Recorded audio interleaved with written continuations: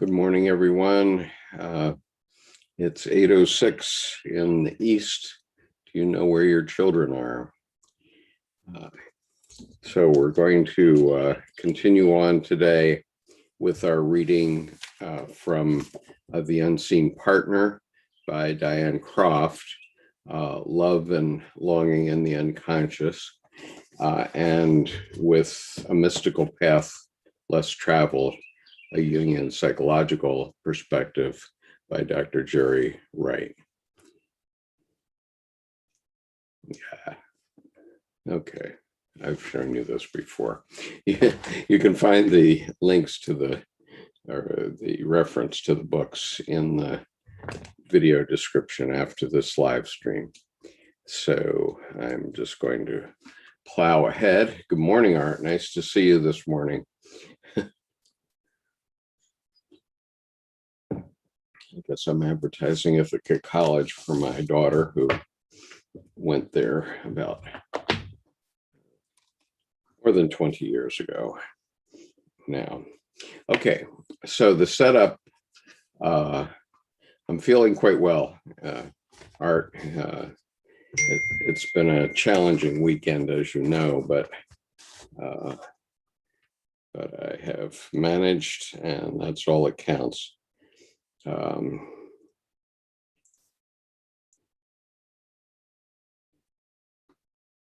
Okay. All right. So Jordan will be joining me here in a few minutes, but I'm going to go ahead and proceed. And so, as everyone remembers from the previous 7 weeks when we've done readings from these 2 books, Diane Croft has put a poem and an image on the left page and a quote and a commentary on the right page of her whole book. And so the topic for this particular segment is transparency. There is no difference between thee and me. Just the transparency of this web my eyes cannot see. I hear you think, feel you love, know you're knowing. And when this body cries out in want, I crawl across your line on hands and knees till you capture me in your fierce embrace. And the image is a picture of pre-Columbian engraving of a spider from Spiral Mound site by a Caddoan artist, image courtesy of Oklahoma History Center. And so this is the image, just so you can stop the video if you'd like to see it a little bit more. Okay, and the quote, those who dare to live this hope within themselves will find that the hope connects them by an almost invisible web of light to others. This web of light is always present within humanity. It forms part of the hidden structure of the world. And that was from Llewellyn Vaughan Lee, The Signs of God. Here's Diane's commentary. Transparency. How remarkable, really, that we have spun our own worldwide web, constructed by billions of individuals making unique contributions to one body of knowledge, mirroring back to us the hidden structure of our shared humanity.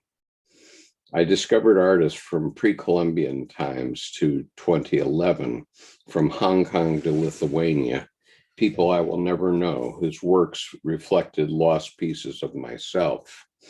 This is the anima mundi, or the world soul, an idea credited to the Greek philosopher Plato. This world is indeed a living being endowed with a soul and intelligence, a single visible living entity containing all other living entities, which by their nature are all related. The birth and evolution of conscious thought brought free will, self-expression, and point of view, all of which appear to divide us. But underlying our differences are deep structures in the psyche, shared by all of humankind, which Jung called the collective unconscious. George Bernard Shaw quipped, "There is only one religion, but 100 versions of it." It's very hard to visualize the collective unconscious unless you have experienced it personally. Edinger suggests that we think of it as a very subtle fluid that pervades all of existence, all of the way down to inorganic matter. When certain archetypal entities erupt into ego existence, then it is the task of the ego to embody those entities, incarnate them, and realize them as consciously as possible. This has been my task in assembling this collection, to demonstrate the reality, bestiality, and beauty of what Jung referred to as our inherited collective psyche. This is no distance. There is no distance between thee and me. Now, since my reading partner isn't here quite yet, he's coming. I wanted to also read you a segment from another book that was written probably 4,000 years ago, and it was translated. This is the Radiance Sutras, the gateways to the yoga of wonder and delight. And it's translated by Lauren Roach, Ph.D. And my wife and I absolutely adore this book. And I want to just read a couple of segments. First, from the introduction. This is from the Bhairava Tantra. It comes from Indian background. And here's what Dr. Roche says in a section called A Language of Love.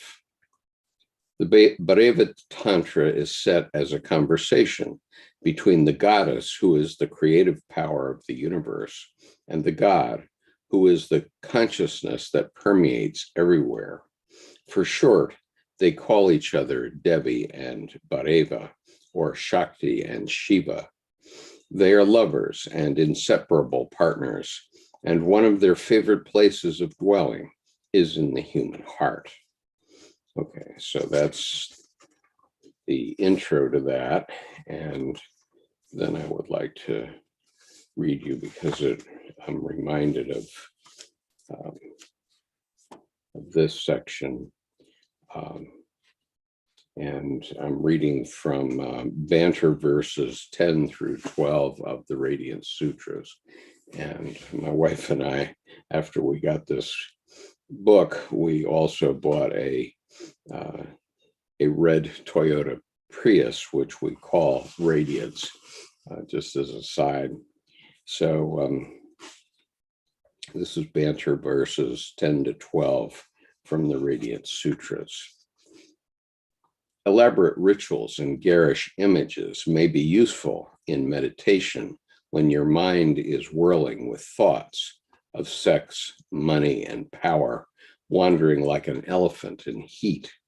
Go ahead and use these tools. Yet no, beating drums and blaring trumpets cannot summon the one who is already present. I am not a collection of incantations known only to experts. I am not a ladder to be climbed, a sequence for piercing energy centers in your body. I am not to be found at the end of a long road. I am right here. And I just think that's a beautiful summation of the same idea that Diane was sharing. And actually, there's a funny story around the Radiance Sutras, because I learned about it and ordered a copy from Amazon. And then when I started to read it, I said to my wife, oh, you have to read it. And my wife is hard to get through to sometimes, and she didn't want to look at it. So I had to order another copy of it for her. And I had it mailed to the house, but addressed to her. And I gift wrapped it so that she would open it, and she did. And when she opened it, she loved it. And that was the point. And that's why we have a card out called the Radiance. Moving on. Okay, so this is the first reading of today from a mystical path less traveled, a Jungian psychological perspective. And you can find the Wisdom Path session that we did with Dr. Jerry Wright on the homepage of this YouTube channel. Journal. Theistic gods and their religions have been in a death spiral for centuries and have been kept alive with mechanical life support measures like reforms, revivals, and new interpretations of ancient texts. They have been under hospice care provided by sincere practitioners. Sincerity alone, however, is no substitute for faith, nor is it an excuse for holding on to a poor certainty rather than risking an uncertain but potentially healing future. Resurrection is preceded by an actual death, not simply words or dogma about the life-death rebirth cycle that has been a cosmic reenactment for as long as we can tell. Given the magnitude of this task and the heavy responsibility it places on our human shoulders, it is understandable why so many prefer the religious status quo and why science is so suspect among many traditions, conservative religious individuals and groups. The suspicion then spills over to politics where power resides.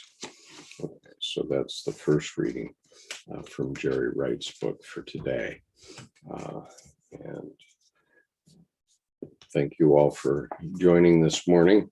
We've got a little bit of a late start. I'm going to move on to the second reading from Diane Croft's book. And this reading is called War Wounds. War Wounds. Let's see if we can get it. There it is. Okay. War Wounds. Okay. All right. So we all have war wounds. My heart wields a mighty sword, stronger than my mind's senses, cutting through sterile bandages, hiding old war wounds when I was felled by stronger forces. No armor to protect myself. Years of hiding long after the others had gone home, you found me sleeping in a cave, pushed aside the rock of my imprisonment to live again. And so the image here is Église de Saint Pantaleon, France, a photo by MD from 2008. And it's basically a photo of the entranceway of a cave. Oh, thank you. Nice to see someone from Bangkok today. And so, so the quotation for war wounds, it comes from Dr. Edward Edinger, his book entitled Transformation of the God Image. This idea of resurrection would suggest that sooner or later, the individual has to take responsibility for all repressed contents. Okay, and now Diane's commentary. War wounds. Just when I thought these commentaries were finished, I happened upon a remarkable book called Trauma and the Soul, wherein Jungian analyst Donald Kalsched elucidates two worlds, The sensible material world, most of us define as ordinary reality, and a non-ordinary spiritual world.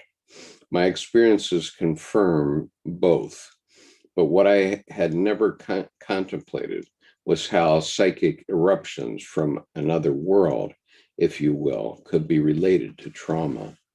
Kalshid convincingly illustrates how, in experiences of early traumas, the psyche moves to protect the innocent core of the self from destruction by removing it from consciousness into the deeper unconscious layers of the psyche for safekeeping. There it suffers unconsciously, often somatically, until those parts can be safely recovered, suffered consciously and re-embodied. Tragically, that innocent self, the divine child, may never be restored, and thus a vital part of our true nature is lost. This poem speaks of an early wounding experience when I was felled by stronger forces, no armor to protect myself. My own experience of individuation seems to have returned lost parts of my essential true self. It would no longer be necessary to cover my wounds with sterile solutions, and I could escape the prison of my own confinement to live again. Now, I agree entirely with Diane's assessment of Dr. Kalshid's book. If you read no other book after Diane Croft's book and Jerry Wright's book, I recommend that you go find Trauma and the Soul by Dr. Donald Kalshid. I'm going to read an excerpt for you in just a moment. My heart wields a mighty sword, stronger than my mind's senses, cutting through sterile bandages, hiding old war wounds. When I was felled by stronger forces, no armor to protect myself. Years of hiding long after the others had gone home, you found me sleeping in a cave, pushed aside the rock of my imprisonment to live again. Now, I will pull out Dr. Kalshid's book, which I don't allow to get too far from me because I think it's one of the most important books ever written in terms of psychic happiness. So I have it here. Trauma and the Soul, Psycho-Spiritual Approach to Human Development and Its Interruption by Dr. Donald Kalshid. Let's see if I can, there. Dr. Donald Kalshid. And the picture is the angel stealing a baby from the devil. And there's one passage in here that I like to read because it's so powerful. And just find it here. Okay, it's called The Little Girl and the Angel. And I think, see if I can find the picture that goes with this.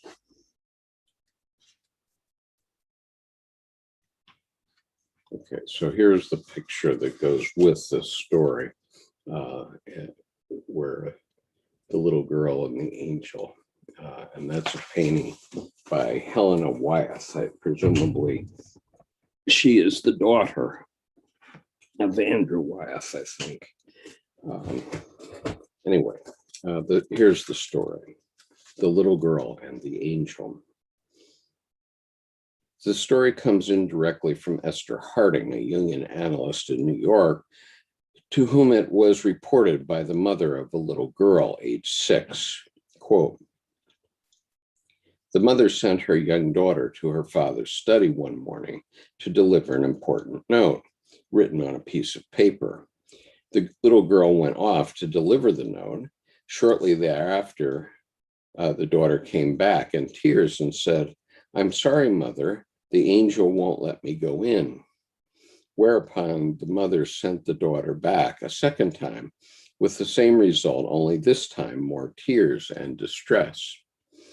At this point, the mother became irritated at her youngster's imaginative excess. So she took her little girl by the hand, and the two of them marched the message over to the father. As they entered the father's study, the mother saw her husband slumped in his chair, his drink spilled on the floor, dead from a heart attack. And then, unquote. And this is the paragraph that follows that. This story brings home to us the miraculous and demonic powers of the archetypal psyche and its efforts to preserve what I have called the imperishable personal spirit or soul. The painting by Henrietta Wyeth called Death and the Child illustrates this poignant moment. In this arresting image, an angel is covering the eyes of a child so that she does not see the unbearable reality of death. As the artist seems to be aware, some traumatic effects simply cannot be processed with the normal resources available to the ego of a young child, and deeper resources need to be marshaled. These deeper resources are what Winnicott calls primitive defenses, but there is no acknowledgement in Winnicott of what a miracle they are or how essential their spiritual content can be to the emotional survival of the child. And so he goes on here, but what I would say is that this is one of my better book purchases. And so I hope that you can find a copy of it and keep it on your shelf. And so I've just been diverting for a minute. Jordan, welcome. Thank you. Pardon, I'm late this morning. That's right. I have this little hemangioma on my knee, my lip, which I've had for a long while. I don't know where it came from. It's a blood vessel close to the surface. And on Friday, I had a little surgery, and my anesthesiologist said she accidentally punctured it. So I said, okay.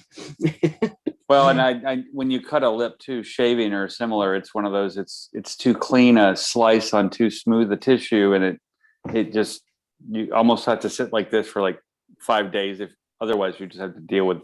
It's right. I get it. That's it's one of those small things that actually cascades pretty large. Right. Okay, so I'm going to read a short journal entry by Jerry Wright here, and then you can catch up with me. The journal entry is: many liberal or progressive theologians and authors speak, write, or so prophetically, but then feel compelled to stuff all their creative imagination back into theistic boxes. Their prophetic offerings are therefore reduced to pablum to feed the least reflective religious multitudes. In doing so, they collude with keeping the multitudes little and religiously infantilized, and with perpetuating the very religious pathology they seek to address. Well, I would say that's absolutely true. And that's the bait and switch too, of we took yourself away and we hid it away, but every once in a while we're going to show it to you so you get a little bit of hope that you can smoke, and then we're going to pull it back away. Right.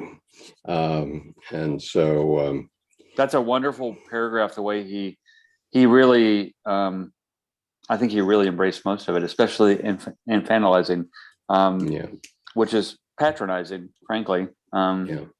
Well, I know that in my city, pastors, priests, mullahs, and rabbis get together once a month for an ecumenical breakfast or lunch. But, it's just a way of just getting on and getting along. It's not about making any changes to their own traditions. Well, yeah, it's like they get together and say, okay, this month we're not going to have a civil war again. Okay, cool. Let's go back and do what we were doing before. That's right. Exactly. That's what they do. Now, we have a couple of questions here. Hannah says, Skip, I have a question. I have a book of Dr. Kalshed, and I recognize the part you mentioned here from the book I have. Although this book is titled The Inner World of Trauma, Archetypal Defenses of the Personal Spirit, is the book you spoke about another one? Hannah, I suspect it is. I suspect that story that I read is so juicy that Dr. Kalshed must have felt that he needed to use it a second time. Or, yeah, with leftovers. You got leftovers. Well, it's not leftovers. It's just, it's so important as a story, as an illustration. And and let's see.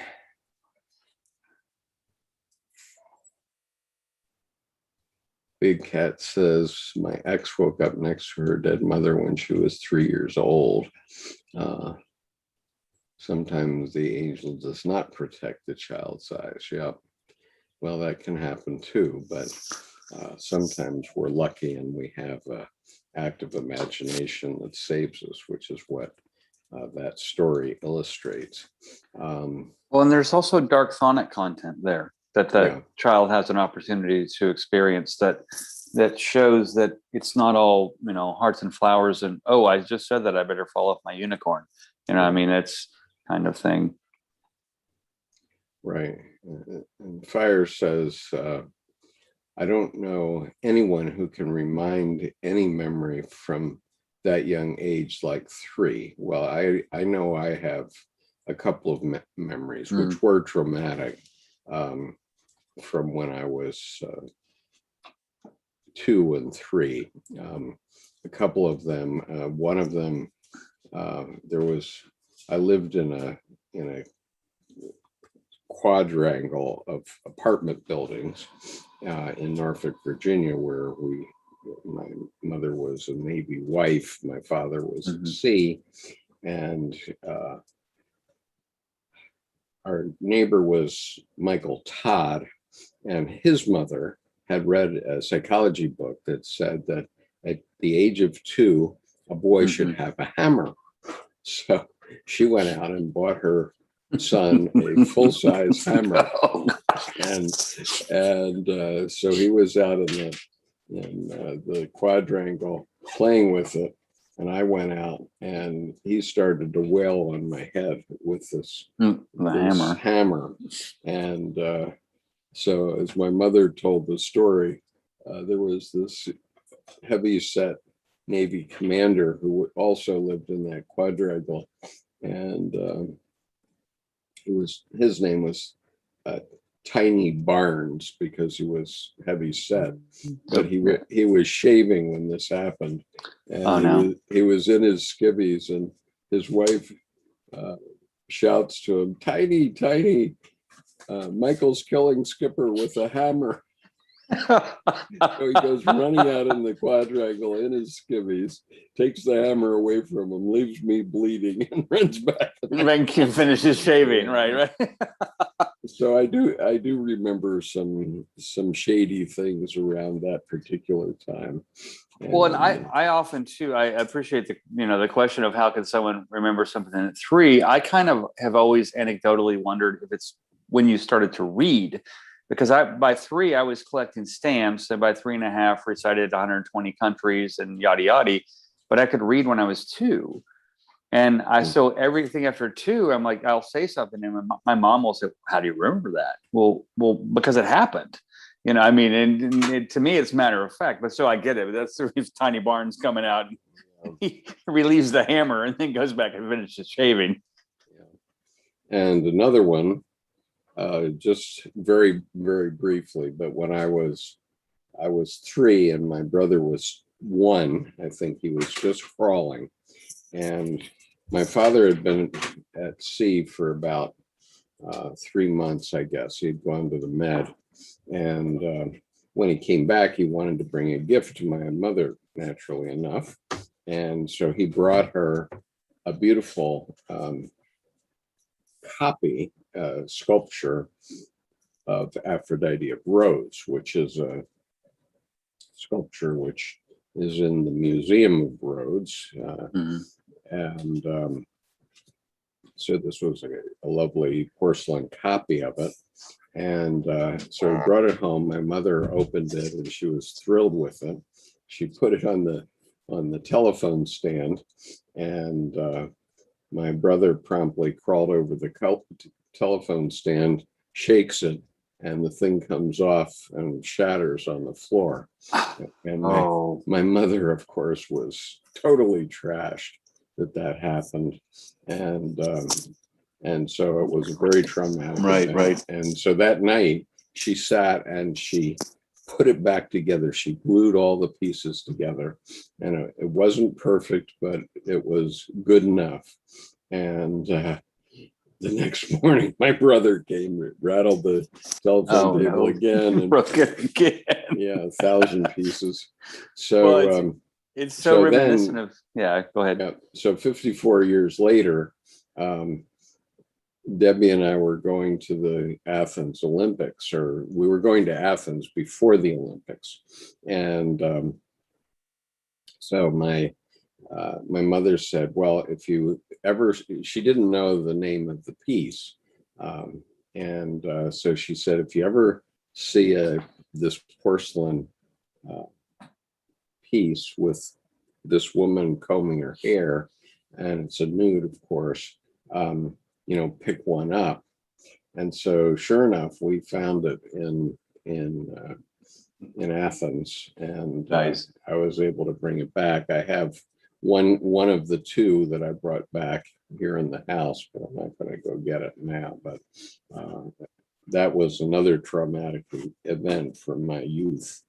And so and that you could replace it. I mean, the first time was kind of kintsugi, the replace and repair the pottery with golden or lacquer, platinum or silver lacquer, and the piece is more valuable for having been broken. But then on the second day, it kind of defeats the point that it's broken again. That's kind of intense, actually. Yeah. And Hannah says, I also think of Spielrein that wrote and spoke to her guardian angel. This info comes from her diaries. Perhaps this can be seen as the spirit written within us that serves like a protector, correlates to Kolschit. Yes, I agree with that. And very much. Spielrein is Sabina Spielrein, who was one of Dr. Jung's early patients, and he had a thing with her, and it's all a very sad story, but it's covered in the movie A Dangerous Method, and it's a movie that I own, and I urge you to buy it and have it. Okay, so the next topic. Let's see. I guess I didn't read a piece from Jerry's book, so let's do that.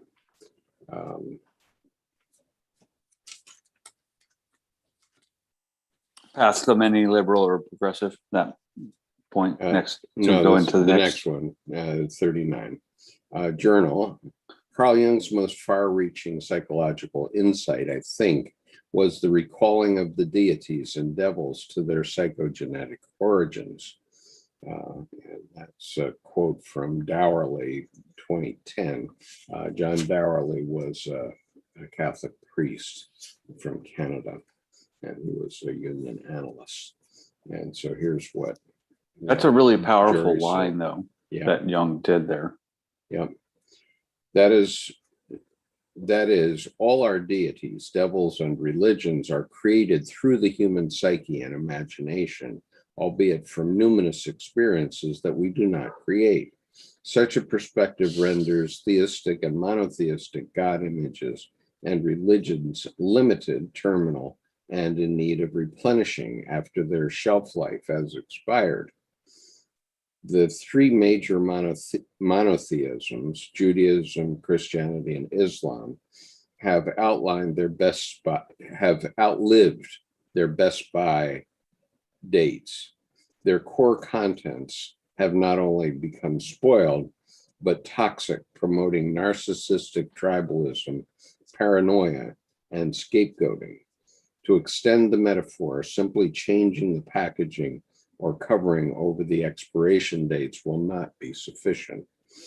Our postmodern challenge involves two simultaneous sacred endeavors: to eulogize, bury, and grieve the theistic and monotheistic God images and the religious paradigms dependent on them, and secondly, to bring fresh imagination to the meanings of God and religion that could serve the ancient soul and contemporary consciousness. Okay, Jordan. Yeah, and I have to say, I notice in the divination community, a lot of people advertise in shadow work. And I often find that there's quite a distinction between the capital S shadow that they say they're offering and what's actually present. Because I find that they get into these retreats where everyone's rolling around on the floor and my pain's better than your pain, and they're screaming and they're moaning. And it really, what happens is it's a commiseration process where, like, for example, we can go into the shadow in Colleen's open studio in the Participatio Mystique, Right. but I find that a lot of these shadow work pieces, and this is one place where I do kind of sit on a soapbox, is a lot of love and light people. But the problem is all love and light is imbalanced, completely imbalanced, 50% imbalanced. And I find that a lot of the shadow work is actually people who really should probably go to a psychologist and deal with their traumas, because the traumas and those demons are minor and they are from life, but they are not archetypal. And I find there's a huge, vast difference between dealing with a trauma and having a numinous experience that happens to be dark.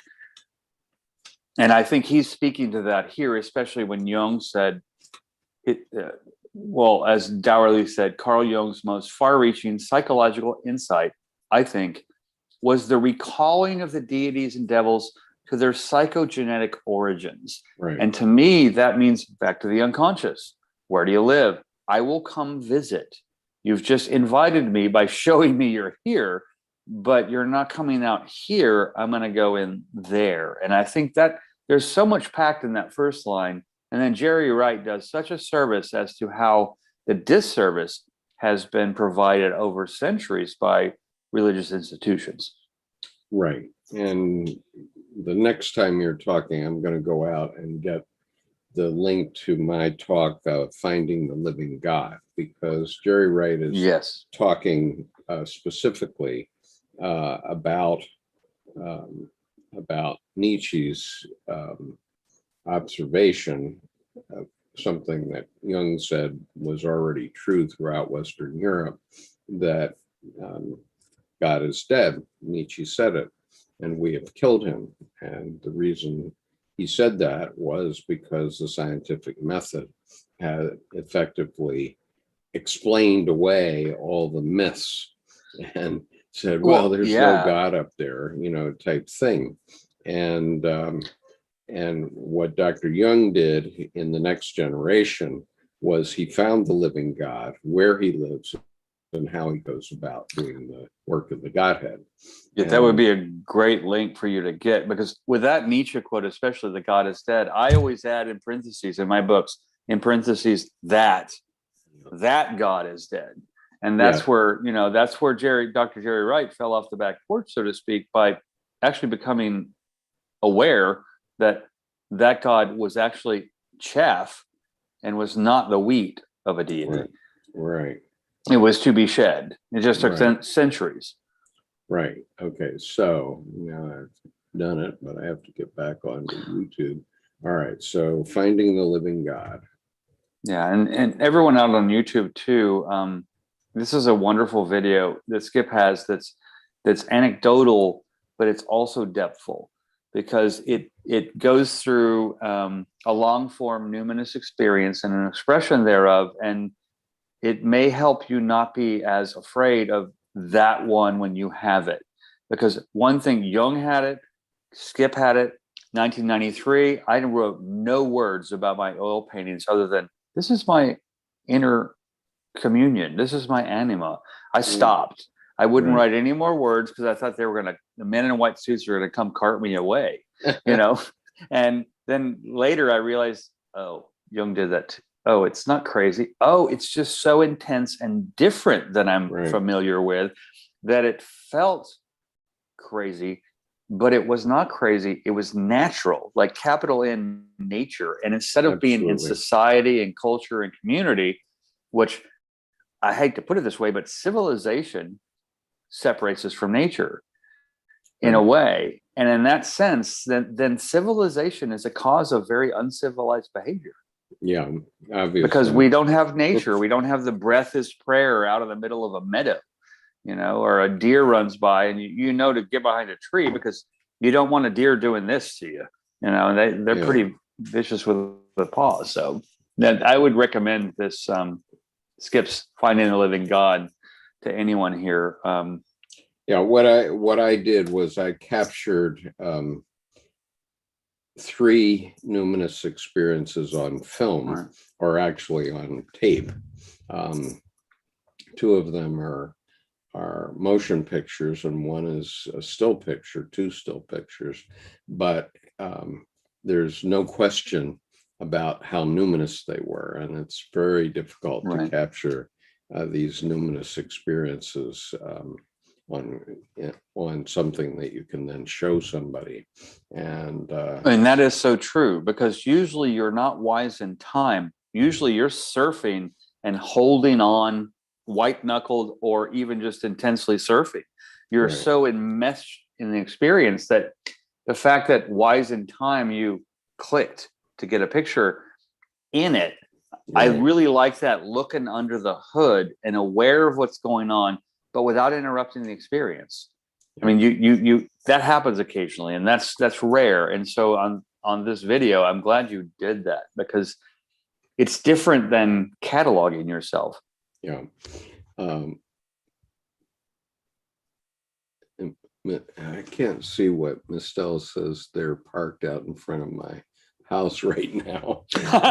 Oh, they were supposed to come to my house. Sorry, Miss Stella, I gave them your address. Right.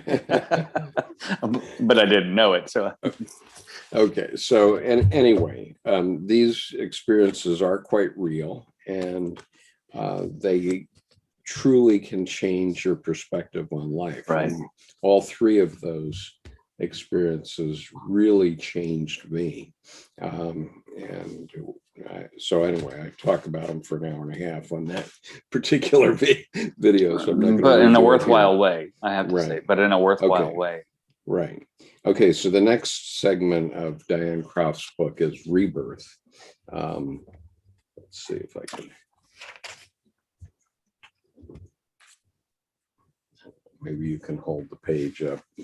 Yeah, I will. Let me grab to it. It's you're not using a here we go. Okay. Right. Rebirth. Okay. Thank you. So here's Diane's poem. When one life has been lived, it falls into another. A newborn baby cries with the first breath, an instinctive knowing that tears at the beginning and the end, and transition between lives, human reign. And the image is Autumn Rain, 1890, by Julian Alden Weir, U.S.A. The quote is from Edward Edinger, The Sacred Psyche. And he says, so the psychological idea then would be that tears or sorrow are creative. And Diane's commentary. Rebirth. When one life has been lived, it falls into another, conjures up an image of reincarnation, a tenet about which Jung was non-committal. Nobody knows whether there is reincarnation, and equally, one does not know that there is none. But if I take the same imagery and apply it psychologically, It mirrors Jung's process of individuation, a psychological initiation of death and rebirth. Celebrations of the rites of spring throughout the ages bespeak the archetypal power of loss and renewal inherent in the cycle of life. Nature herself demands a death and a rebirth, wrote Jung. He believed a similar pattern lies within our human nature, driven by a powerful spiritual or religious instinct to discover the meaning or purpose of one's life. The individuation process begins with a psychological death, a descent into the unconscious, for the purpose of resurrecting that which was lost to consciousness, namely our connection to the life-giving aspect of the psyche. According to Jung, the transcendent function arises from the union of conscious and unconscious contents, generating an energy that creates a third thing, a newborn baby cries, whose birth leads to a new level of being. But like most transformative rituals, one must first submit to the natural laws of destruction, decay, suffering, and death. Jung often said that few people are willing to undergo the process of individuation because it's so disagreeable. Tears are the beginning and the end. Human reign. Okay. And I would say that also, to just appendix right to the last line, before I comment on the picture, Bruce Lee's comment of you can see further through a tear than a telescope. So there's that nod to that which emanates from within is more powerful than the things that have been dried out, so to speak, in the garden out here. Right. And then it's interesting to me in the rebirth picture and that painting, if I just like blink at it and then look away, I will see a trinity of trees towards the middle center-ish. Right. And then if I look further, there's a fence or other smaller trees, but there's a primary focus. I mean, the center is not necessarily in the middle, but there's a trinity of life happening in that painting that, to me, compositionally just settles it in. And the autumn rain, too, kind of settles out the summer through the fall prior to the winter sleep. So it's really such an apropos painting for the idea of rebirth. Well, and I think the idea of rebirth is very important, and I do think there is reincarnation, because if you happen to be watching this video right now, and it's live with Jordan and me, it may be that this video will still exist 40 or 50 years from now, when both of us have gone up in smoke and we're still talking about it on video. We're no longer alive. But if you take something from this video, you bring it into your body, and that is reincarnation. That's bringing it back into your body. And so therefore, I don't have to believe, I know that there's reincarnation, and it happens all the time, and it happens in all kinds of situations. Something happens, I just reincarnated Tiny Barnes a little while ago. and while shaving, no doubt. So yeah. You robbed him from the bathroom. Right. And well, and I have a similar levity there. I'm not going to say yay or nay. I'm non-committal like Jung, except, like you said, there's the legacy or lineage that lives on from what we've done. And I know when my clients have asked me about reincarnation, I say, well, and if they come at me that it doesn't exist, or they come at me that it does exist, I'll say, well, I would ask you, show me reincarnation. And they're like, I can't. I said, but I'm not faulting you here. I'm not expert witness. I'm not barbecuing you as opposing counsel. Let me put it simply. Do you believe in tomorrow? Yeah. And they're like, well, of course, it's after today. I said, show me tomorrow. And that to me is just a smaller version of the exact same thing that cascades out at a larger scale, where it's more important to be comfortable with a not knowing, but know that something else is there. And that is defined as reincarnation or anything else. It says no matter, but I think your example anecdotally is really good of if someone comes back and pulls a piece of fruit from the tree of this video with you and me, it's still living. Yeah. And it does live again. And, you know, I have a Turkish novelist friend who says, when you're dead, you don't know you're dead. It's only difficult for your family.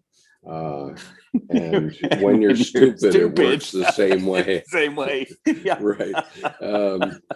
And while we're on the Turkish, I mean, that old Turkish proverb, a heart in love with beauty never grows old. Right. Which is kind of the converse to go with the, you know, well, stupid works the same way. I mean, right. Yeah. And so, you know, Ernest Becker wrote a book called Denial of Death and says that many of the decisions we make in life are death avoidance decisions. And I highly recommend this book, by the way. Bill Clinton claims that he carried it on his honeymoon. I don't know if that's true. I don't know if I would have selected that one for my honeymoon, but it is a very good book. The title again? It's called Denial of Death. Okay. And so, you know, I urge you to read that book. And there is an Ernest Becker Foundation where people have been working on this for years. Marcus Aurelius, who said, I think and I'm probably paraphrasing, but do not be concerned about being concise or clear. Simply speak as if these were your last words. Right. And there becomes a pillar of severity and importance, and also hopefully some fun in there, you know, where you're sharing something someone actually wants to open instead of a bitter pill so much. Right. I mean, and so in terms of reincarnation, there's simply no question that someone like the Buddha or Jesus Christ or Mohammed, peace be upon him, or T.E. Lawrence, they all still live, and they're incarnated in all of us. And and I call them, for example, William Blake, prior to Jung, was one of my primary capital H, capital F, historical friends. I mean, alive in the marriage of heaven and hell, alive in the acid corrosive etchings, alchemically done. I mean, where his work was, nothing dead would inspire me as much as his work did. So that to me says, like you said, I mean, he's alive. And then in that sense, he lives on in me. Right. And so if you want to live on, if you want to be immortal, then you better get hot. This was Jung's advice, that better get hot. Better get hot and start doing something that's worthwhile in this world that people care about. And the other thing I wanted to say about rebirth is that you know, no matter how bad the trauma is, there will always be something new and a new opportunity to make a difference in the world. And you know, my classic example is during the crash of 2008, when both my neighbor and I lost our life savings, and his answer was to commit suicide, thinking that his life was over. But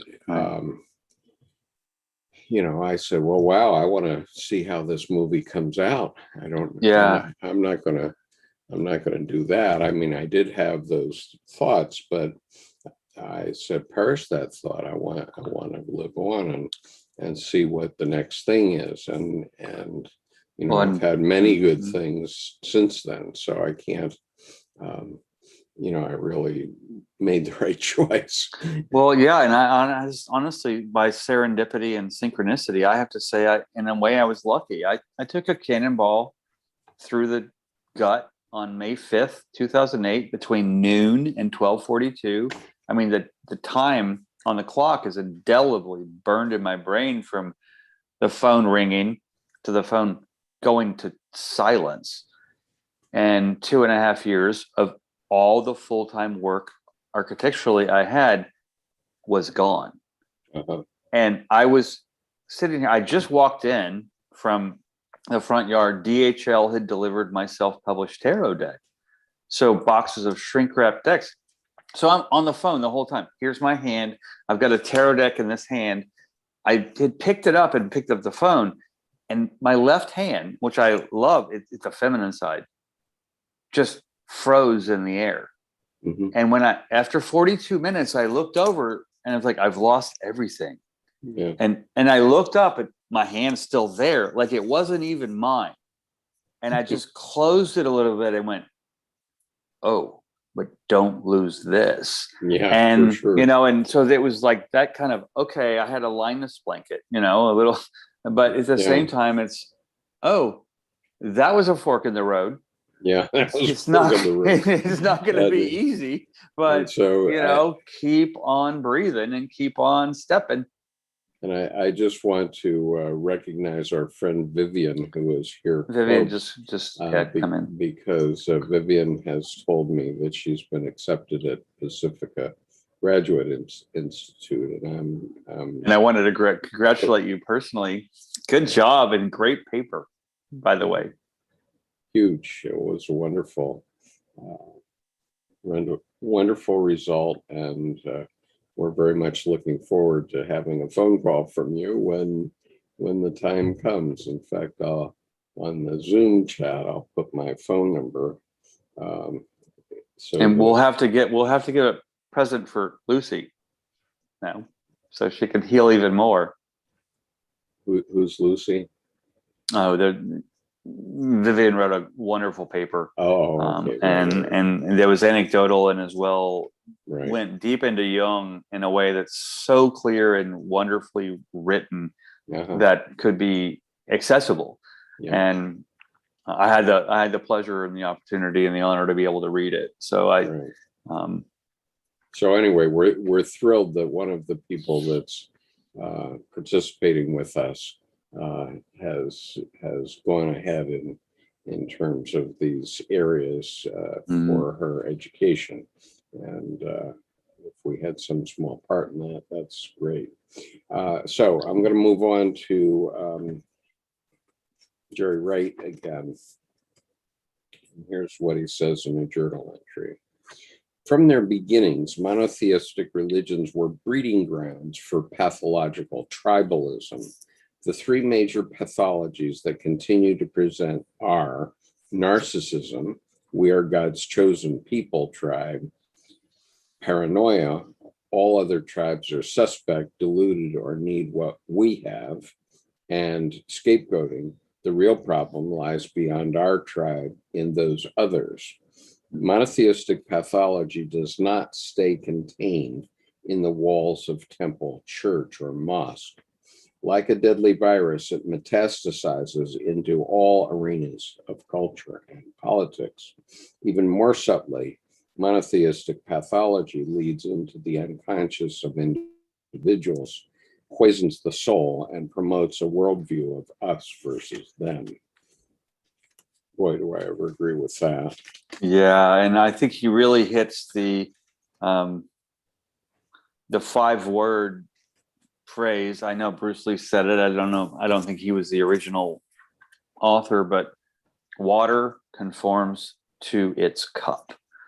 And if you're in a pond of sewage, there's only so long before that stuff will get in. And when that stuff's in the environment, like you said,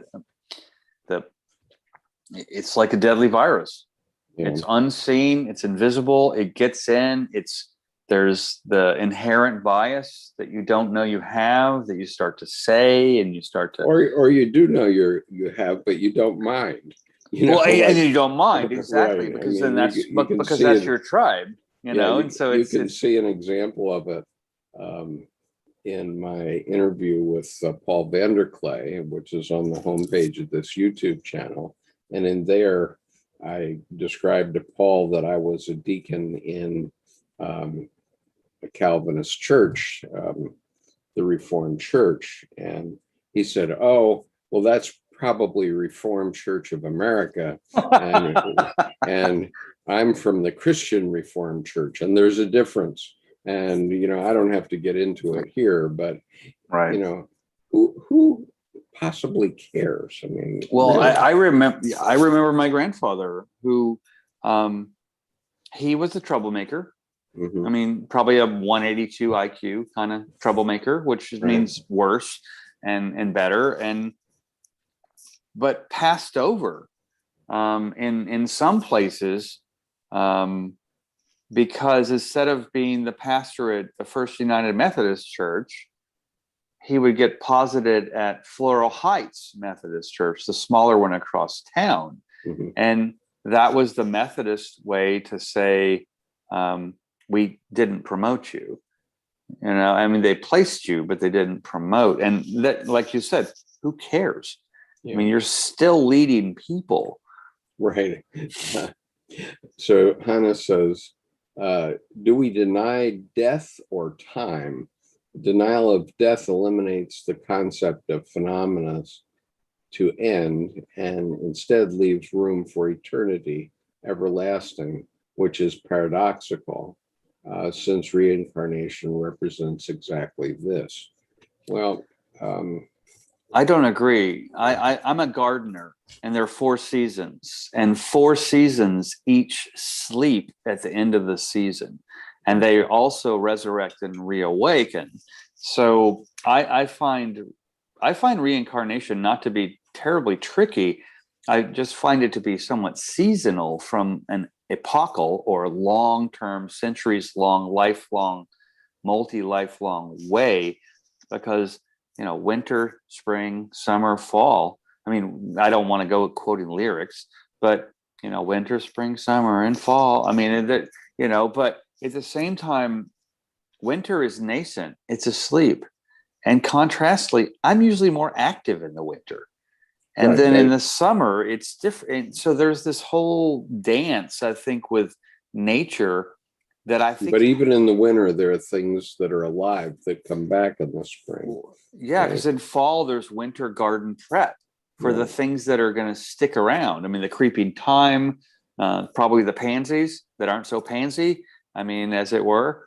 Yeah, but I think reincarnation, to me, when associated with gardening, starts to make more sense. So Hannah goes on, makes me wonder, is the modern individual's attribute stems from fear of lack of control? We object authorities, time, death, etc., all in the quest of controlling life ourselves, perhaps control and power. Well, quite honestly, we have no control. We can Ever. No, Ever. never. Right. I mean, I think it's a fear of being comfortable with a not knowing, I think, is what it is. Well, yeah. And so, if you're going to watch this YouTube channel, then you need to understand Dr. Jung's position that we each get an opportunity to put a mosaic piece in the great mosaic of life.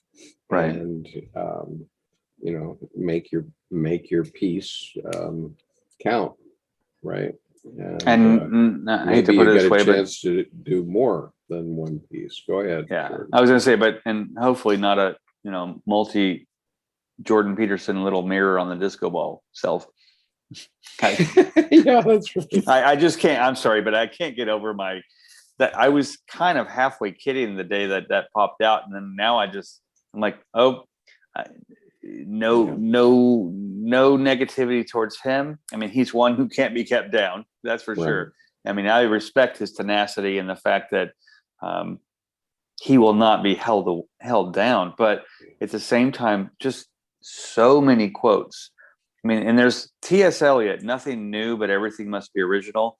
There's only so many quotes you can use in a row before someone's going to say, what do you think? Yeah. Well, I thought Jorge Ferrer made some good comments in his interview the other day, where he's talking about participation in the mystery, his book called Participation in the Mystery. And so I said, okay, what's the mystery? And he says, well, there are three parts to it. The first part is we're here. There was a Big Bang 11.7 or 13.7 billion years ago. And he says, as his partner or friend Brian Swim said in The Evolving Universe or something, if you leave hydrogen atoms for a long, long time, after 13.5 billion years, they become giraffes and roses and thinking human beings. When he said that, I was glad I was muted, because I was like, it was the beautiful Jungian improv, because that was not only way wonderfully intellectual, it was also hilarious. Right. I mean, it was just such a cannonball. Right. So piece one, we're here, and that can't be denied. We don't know why, but we're here. And it's all evolved from hydrogen atoms. Number two, things are changing, and they have always been changing. They're changing right now. And part three, the participation in the mystery. We are participating in this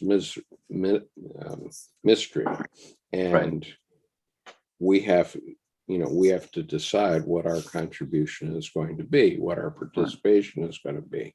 And so what Jerry Wright is doing in his book is saying, well, you've been sold a bill of goods by the Abrahamic religions for the last 2,000 years.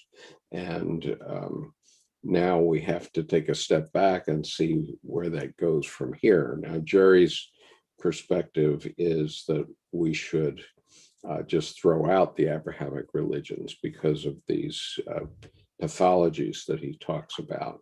And he's quite right about those, of course.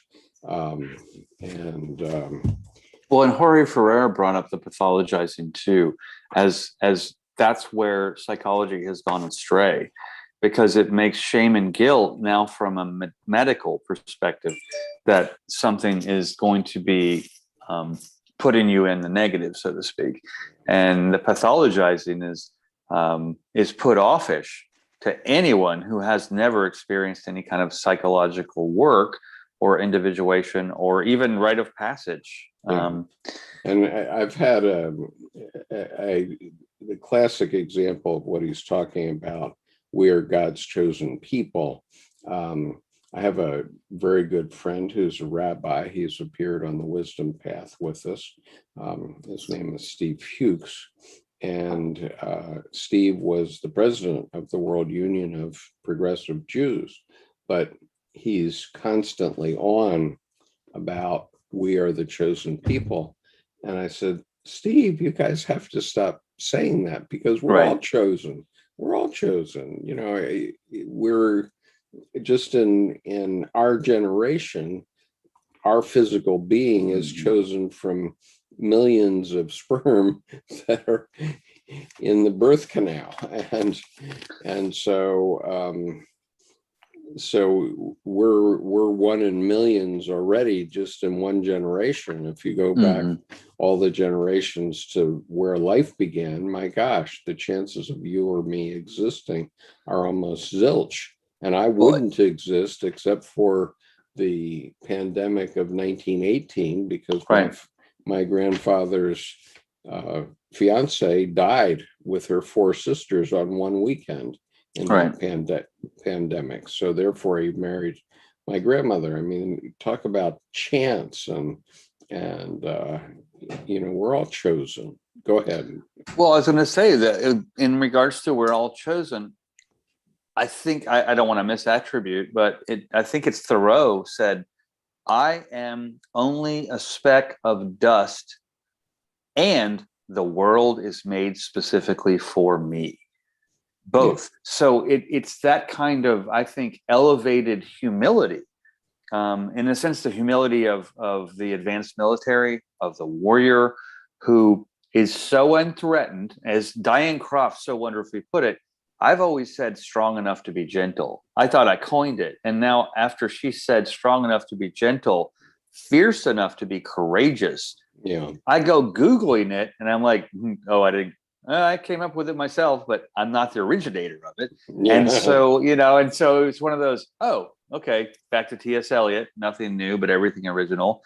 And archetypally, we come up with these similar ideas that. Then there's the paranoia. I'm an American because the Spanish Catholics used to come up to Holland every summer to beat the Dutch back into Catholicism. And finally, my ancestors said, "Screw this! We're going to the New World, coming across."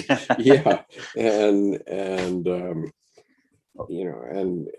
of course they are paranoid, and part of my ancestry is Pennsylvania Dutch.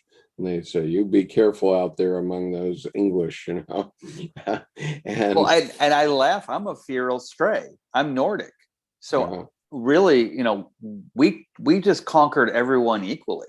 We didn't hate anyone. We conquered them equally. But what I think is, I must have just missed the boat because they took off, and that's okay. We'll leave some people here. They'll do some population.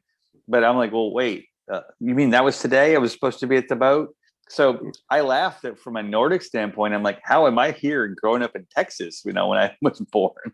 Yeah, well, and my name, my given name is Donald, which of course means chief. And right. It was the Donalds of the Vikings who came down into Sicily. And the Donalds, right. Gave the Sicilian Black Hand the name Don. Don. No, yeah. It's true. And I laughed at Hoggard. I used to joke that Hoggard was, we guarded hogs, but of course we're hog guarders, so we couldn't spell, so we dropped the U. And of course, then my dad corrected me. He goes, well, actually, originally it was Swineherd, which was swineherd, but of course they dropped the E. They couldn't spell either. But either way, there's kind of that where do we come from piece. And so you're the Donalds, which became the Don, and with the Sicilians. I mean, it's the one who is the chief.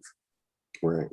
So anyway, these, we always say it's somebody else's the difficult one, and yet we're all difficult ones. Yeah. And so we all have to examine ourselves first. And, obviously, if we can do that, then we can have a better world.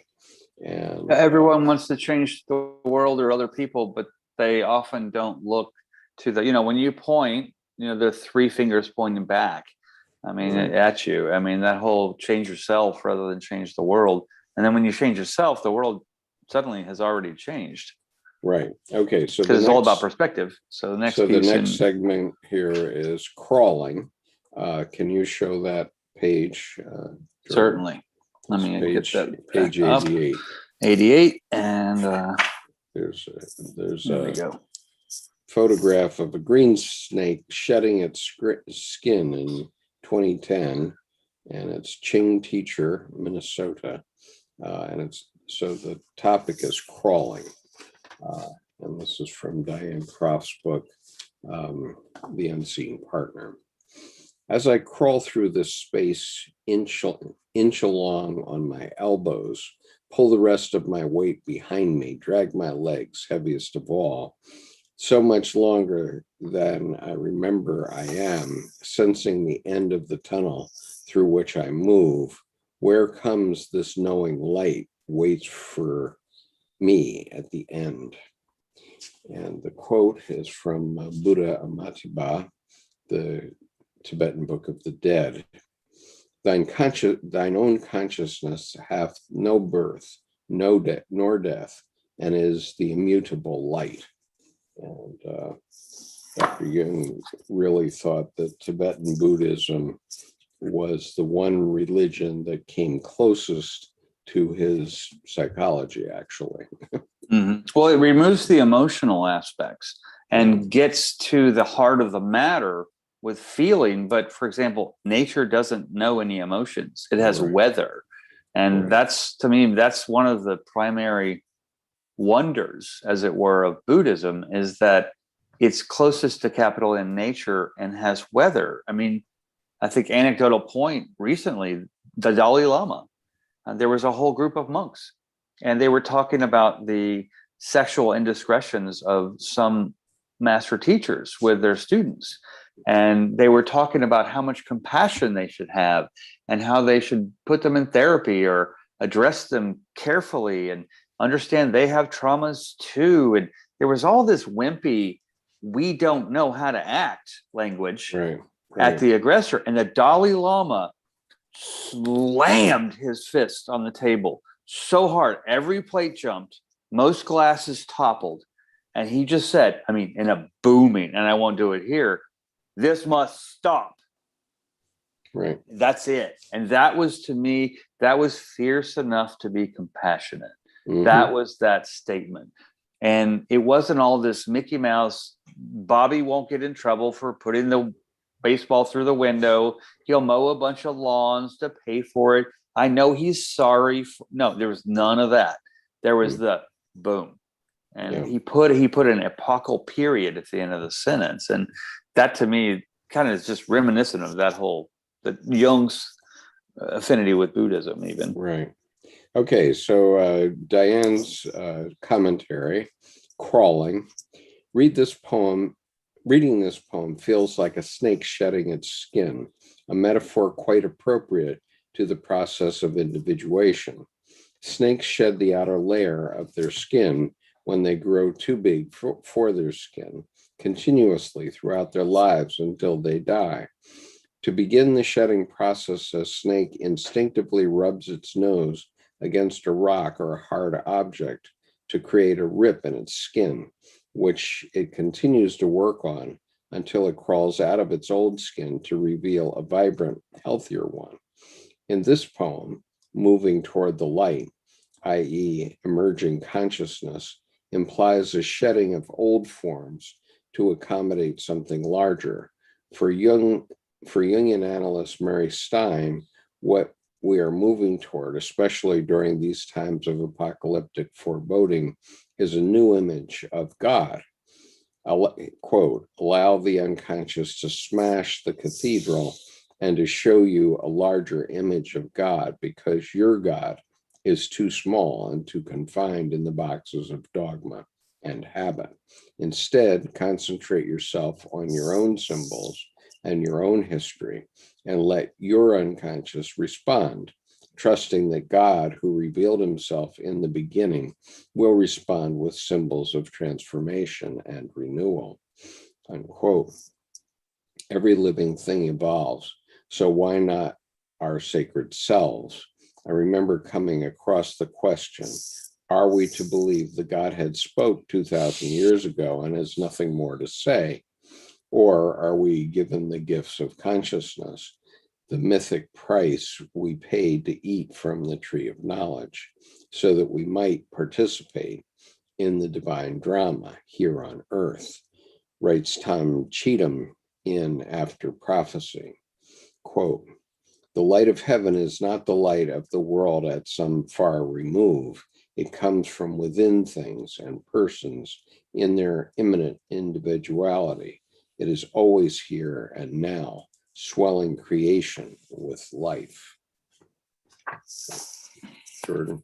Yeah, and the words I'll use really simply are one of the favorite things I've ever written.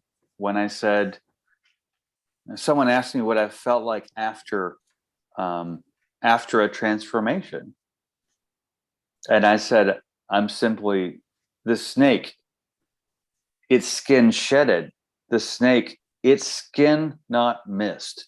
Look at all the refreshed, pretty new colors. Yep.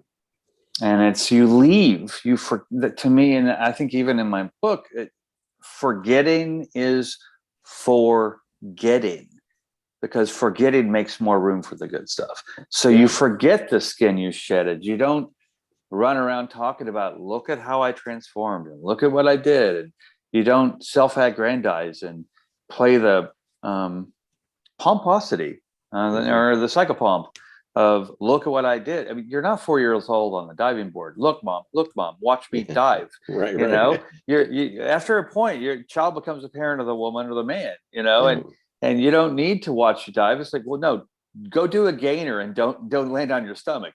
You know, it's what you have to do. Okay, so going on to Jerry's book, and we're in Mystical Path Less Traveled, page 40, journal entry. Given the patriarchal birthing, developing, and sustaining of the monotheistic God image, it will not be sufficient simply to change the gender of that external supernatural interventionist being. Changing Father God to Mother God may be a sign that something needs to change. It's such a sex change changes very little. We must relocate our deities from their heavenly houses to the human psyche, and in more poetic language, to the human heart. As that happens, the Christological mystery called incarnation will extend from one historical person to a human assignment for all. When that happens, the philosophical world will indeed become flesh. Wow. And that's chapter 5, Ion, you know, Right. Christ as self. Right. Okay. So I'm gonna move. Shall I read his? No, we're not reading them. Never mind. I forgot. Not reading. We're not. Poems. Pardon. Right. I didn't even say that. Right. Pardon, Dr. Right. Wright, if you're listening. I just slipped. I'm not. Jerry's book is filled with poems. Yeah, they're wonderful. Honestly, they're truly wonderful. And please go listen to his contribution to our Wisdom Path colloquium, during which he reads the poems. And I would. It would be remiss of me to try to read his poems because they're so powerful. And I have to say, I think my favorite porch in the world is the one on the back of the church that he fell off of. That's right. I'm so glad to have him out here. Yeah. As an architect, I have to say that's my favorite porch now. Yeah. And so, you know, what I've learned in my activity on the internet is that when I put something out, whether it's on the archetypeinaction.com website or here, the impact, the influence of that in any given posting is about 10 to 1. So if one person is here or hears it, then somehow that ripples out through society, and it affects 10 other people. It's just the way the ocean works. And so we have 12 people here on YouTube right now. We've had up to 14, I think, or 16 actually. So we're influencing 120 people right now just by talking, and those people rotate through the session. So we might have 150 people up here during the 2-hour session. So that's why we do it. Well, and I have to say that my one of two, but my primary grandmaster martial arts instructor, 8th degree, etc. If there was only one indelible thing I could take to a desert island, it wouldn't be the kind of, well, laws are for people who break laws. people who need laws shouldn't need laws because they know sense from nonsense. Right. But I remember him telling me when I think I was probably tired and I was overtrained. I was probably past failure. And, that's the point where he's gonna stick something in my head. It's what is going to happen. But I said, well, I don't feel I have to try to be good. That's just how I am. I'm not a criminal. And he looked at me and he goes, no, you're not. But if you always try to be better than you were yesterday and know that tomorrow you will be better than that, you never know who's actually watching you. And you slip, the little kid's going to be looking at you and they're going to model that. And it was not the intent to keep me stressed out to, I have to be rigid. But there was the 1 to 10. You may see one thing in your environment that you're influencing and you're aware of, but the 10 other people who happen to have wonderful balcony front row seats, so to speak, see it and think about it and chew on it and sometimes swallow it and digest it. And if it's not healthy, you've done a disservice. Yeah. So I think that to me is that the point of integrity, and it's not to be rigid or brittle, but it's to be fluid. Don't worry about mistakes, because if you don't make mistakes, you're not making anything. But at the same time, to be conscious, like here on your channel, that 10 other people are going to be listening, and then next year, maybe 100, who knows? Well, it doesn't matter how many next year, but the point but is, it's just a cascade out. If we say something, somehow that little piece of information will get out somewhere. Mm-hmm. So I'm going to have to excuse myself here for today and call a halt. And the reason is that I had a small procedure on Friday, and the drug that they gave me for pain, I was very reluctant to take. But my wife said, "Oh, you got to take it. You got to take it." So I said, "Well, okay, I'll take it." So I took this drug at 10 o'clock Friday night, and all of a sudden, bring, I was wide awake. And so you will see that I did a reading at 4:30 in the morning the other day when I'm wearing my black shirt when I read The Symbolic Life. But it was because I was wide awake at 4:30 in the morning, and I did not sleep that night.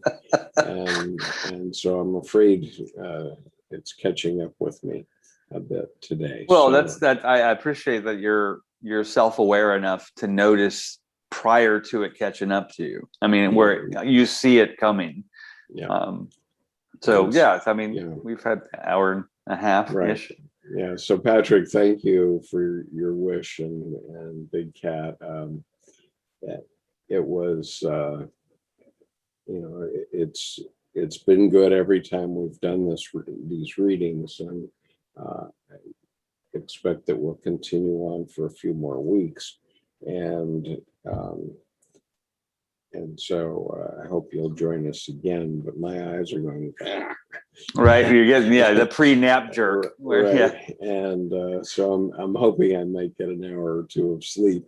I probably will do a reading this afternoon, because when I read The Symbolic Life the other day, at the end of the Symbolic Life, there are 10 pages of questions from theologians, because that talk was given to a group of theologians by Dr. Jung, and it's one of the few times that he really just stuck it right in their face. and did you send out a notification when you were doing the reading? No, I didn't. Okay, because there was a point. 4:30 in the morning. It's like it was night before last. I'm up really late. I'm working on something with the business, And then all of a sudden, ding, Skip Conover has started a video. And I'm like, what? And I'm like, and it was like some 1 or 2 or 3 in the morning. I don't remember. And I'm going, why is this? It's on my schedule. And then I signed it to Zoom. It was there too. And it was something about, it was the previous, The Sacred and the Age of Terror. I mean, in our previous title that you had. No, I was reading the symbolic life. Okay, so it must have been just serendipity. Yeah. But it was just when you hit notifications, it will notify you if this YouTube channel lights up in a live stream. Okay. That's why you got that. Okay. Well, I was up and I'm like, no, I can't distract myself. I have to go back and focus. Yeah, I think I did have a few people on the YouTube chat, but I didn't make it available to others because when I'm doing these readings, I don't want to be interrupted when I'm doing just reading them in, right? Yeah, right. And so anyway, all right. So we'll cut this one short, and right, and I'm preparing for radiation treatment in the summer for prostate cancer. So we'll see how dependable I can be during that period. And I'm not making any secret of it. I will have to have 43 daily radiation treatments in order to resolve my cancer. And I consider this a high priority right now. And so, as you might guess, and right. So hopefully we will continue on. And anyway, we're definitely good into June, and then we'll see. And Jordan is moving to Taos. So, right, May 22nd to make about a week and a half trek of it. Yeah. And I think I'm taking your advice, and you were the only other person who voted with me of I've never been on a sleeper train. You should do that. And to me, the whole delegation of it, where I'm like, okay, well, put a couple bottles of wine in the suitcase and some brie and whatever. Well, it would be better if you were doing it on the Trans Canada or something like that. Yeah, or in France on the Eurail. Yeah, right. But going by train across the country, especially when you're going up into the mountains around Taos and that area, it's really worth it to enjoy the scenery and take a camera and enjoy it. Well, it is. And honestly, I find that when I've driven across country, it takes me forever because I keep stopping to take pictures because I'll see something every like 8.6 miles. Oh, that's beautiful. I have to stop again. It's like I never really keep going. And I mean, I could drive from the Panhandle in Texas, 15 hours to Brownsville in one trek. But driving across country, you're going through so many geographies and so many different wonderful, beautiful, natural things that I think you're right, because then I can just look out the window and I don't have to worry about running off the road while I'm looking out the window. I can just take the train. So okay. And so Patrick, I do see your note, which was held, and I've made a note of that, so I'll send you a note on Twitter afterward. So good to see you both. Nice to see you too, and congratulations. Yeah. Oh, thank you both for your help. Great help. Yeah. You're welcome. It was my pleasure. I wish it was more, but when do you think you can start, Vivian? I applied for fall. I'm not sure if I can make it. Yeah. Okay. Well, we'll keep you in mind for that. I do hope that it works out for you. Well, and maybe some golden thread we can all put together to arrange to Red Rover, let Vivian come over. I mean, yeah. Well, we'll see. Yeah, Um, I'll keep you posted. Yeah, keep me posted on what's happening because there are I have a long career internationally, and so does my wife. So we know a lot of people. Yeah, make it happen. I mean, I think that's Right. just logistics too. So Right. I mean, I'm not promising that we mhm. can do anything, but just use your normal channels first, and if they don't work, we'll see if we can do some arm wrestling. Yeah, to Appreciate go it. far, Yeah. to go fast, go alone, but to go But far, go first, together. take care of yourself. First, take care of your surgery and Oh, I'm doing all that. health. Yeah, don't worry. I'm doing all that. This gets responsible. Right. Yeah. So So good anyway, to see you. yeah, nice You to too. see you. Okay. All right. Peace, everyone. Take All right. care. We'll see Good to you see you. soon.